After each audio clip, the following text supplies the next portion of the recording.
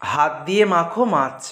মাছ হাত দিয়ে মেখে এত অপূর্ব স্বাদ হয় যেটা একবার বানিয়ে খেলে অন্য কোনোভাবে আর খেতে ইচ্ছা করবে না। আর এই রেসিপিটা একদম বিনা ঝামেলায় বানাতে পারবে।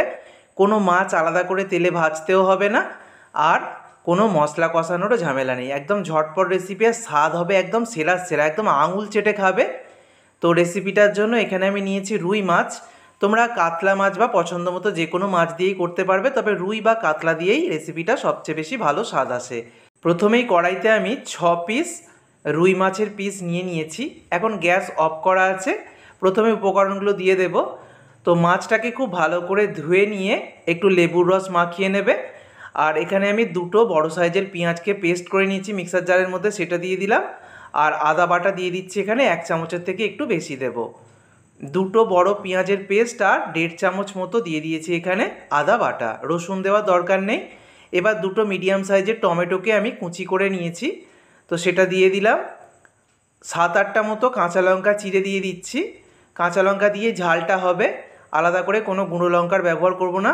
স্বাদ মতো লবণ, হলুদের গুঁড়ো এখানে দিয়ে দিলাম। আর দিয়ে দেব 1 চামচ কাশ্মীরি লাল লঙ্কার গুঁড়ো। এতে ঝাল হবে না, কালারটা খুব সুন্দর আসবে।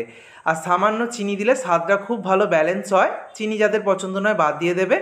এবারে আমি নিচ্ছি 1 চামচের অর্ধেক মানে হাফ চামচ ফিশ মশলা বা মাছের মশলা। এটা আমি কদিন আগেই তোমাদের সাথে শেয়ার করেছি, চাইলে ভিডিওর লিঙ্ক আমি ডেসক্রিপশানে দিয়ে দেব। আর এখানে আমি 1 হাতা মতো সর্ষের তেল দিয়ে দিলাম। এবার সব কিছুকে খুব ভালো করে মেখে নেব। যদি এই ফিশ মশলা বা মাছের মশলা বাড়িতে না থাকে, তোমরা জিরে গুঁড়ো, ধনে গুঁড়ো আর গরম মশলার গুঁড়ো দিয়ে দেবে। তবে এই মাছের মশলাটা দিলে মাছের টেস্ট সবথেকে বেশি ভালো আসে। খুব ভালো করে সব কিছুর সাথে মাছকে আমি হাত দিয়ে খুব ভালো করে মেখে নিলাম। খুব ভালো করে মেখে নেবার পর এবার মাছটা রান্না করার জন্য জল দিতে হবে। ওই হাতা করেই আমি 4-5 হাতা জল দিয়ে দেব।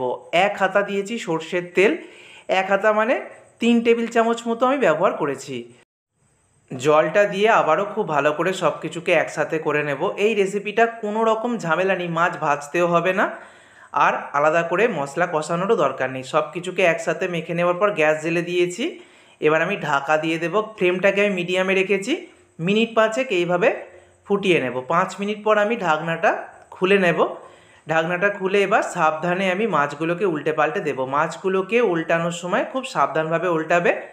তো যেহেতু মাছকে আলাদা করে ভাজা নেই, তাই একটু সাবধানে উল্টে দেবে। খুব ভালো করে মাছগুলোকে উল্টে দিয়েছি। আবারও ঢাকা দিয়ে দেব। লো টু মিডিয়াম হিটে এবার 10 মিনিট রান্না করব। 10 মিনিট পর ফিরে এলাম। আবারও মাছগুলোকে একবার জাস্ট উল্টে দেব। আর খুব সাবধানে করবে, গ্রেভিটাও ঘন হয়ে আসছে, দেখতেই পাচ্ছ আস্তে আস্তে মাছটাও খুব ভালো করে সুসিদ্ধ হয়ে যাবে। তো সমস্ত মাছগুলোকে একবার উল্টিয়ে দিলাম খুব সাবধানে। আর গ্রেভিটাও দেখো অনেকটাই ঘন হয়ে এসছে, খুব সুন্দর লুকস চলে এসছে। তো এইভাবে আমি 5 মিনিট আরও রান্না করলাম। দেখতেই পাচ্ছ মাছ কিন্তু খুব ভালোভাবে সুসিদ্ধ হয়ে গেছে, গ্রেভিটাও কিন্তু বেশ ঘন হয়ে গেছে। ওপর থেকে শেষে আমি একটু ধনেপাতার কুচি ছড়িয়ে দিলাম। এবারে আমি গ্যাস অফ করে ঢাকা দিয়ে আরও 10 মিনিট স্ট্যান্ডিং টাইমে রেখে তারপর সার্ভ করব। রান্নাটা হতে 25 থেকে 30 মিনিট সময় লাগে, আর তার মধ্যেই কিন্তু একদম দুর্দান্ত স্বাদ হয়ে যাবে। মাছ ভাজার মশলা কষানোর কোনো ঝামেলা নেই। যারা কোনো দিন মাছ রান্না করনি তারাও কিন্তু এই রেসিপিটা দেখে বানিয়ে ফেলতে পারবে, আর দুর্দান্ত স্বাদ হয় বন্ধুরা।